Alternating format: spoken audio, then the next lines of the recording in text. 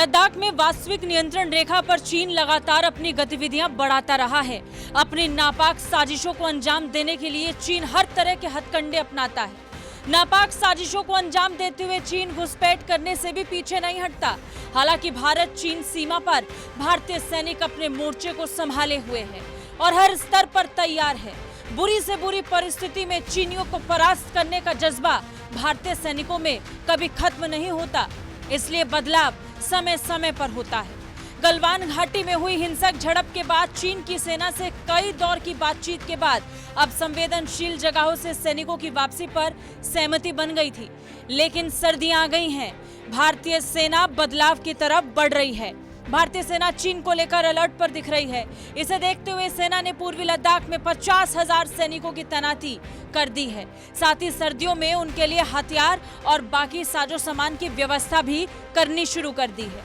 Insofar our preparations are concerned, our transition to the winter posture is currently underway, but we've also made sure that we have adequate forces, adequate reserves to be able to deal with this contingency. यूं तो हाड़ कपा देने वाली सर्दी का सामना चीनी सैनिकों से कम ही होता है, लेकिन फिर भी चालबाज चीन के किसी भी नापाक मंसूबे को ठिकाने लगाने के लिए सेना अपनी तरफ से तैयारी पूरी रखती है। खबरों के मुताबिक ये तैनाती डेमचौक और देपसांग में की गई है। ये भी जानकारी सामने आई है कि एलएसी पर तैनात हर सैनिक की वर्दी का बजट भी बढ़ा दिया गया है, ताकि उन्हें सर्दी के मौसम में अच्छी वर्दी मुहैया हो सके। इससे पहले सेना प्रमुख जनरल मनोज पांडे ने हाल ही में कहा था कि एलएसी पर चीन की ओर से सेना को कम नहीं किया जा रहा। उन्होंने आशंका जताई थी कि चीन सर्दियों के दिनों में इन इलाकों में अपनी सेना को बढ़ा सकता है। A single sentence if I were to describe, I'll say the situation is stable but unpredictable, right?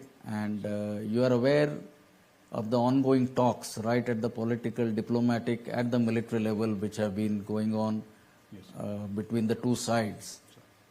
You are also aware, because of these talks, we have been able to find resolution in 5 out of the 7 friction points which were on the table.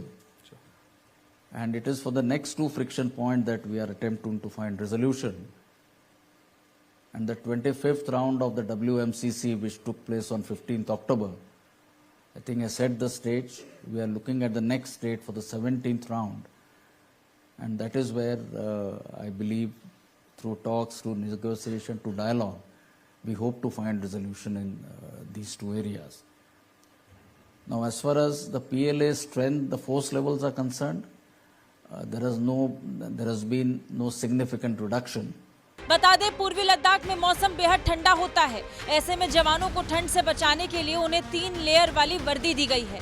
इसके साथ ही अग्रिम चौकियों पर सुरक्षा में तैनात जवानों को सर्दी से निपटने के लिए थर्मो टेंट भी मुहैया कराए गए हैं। ब्यूरो रिपोर्ट, भारत तक।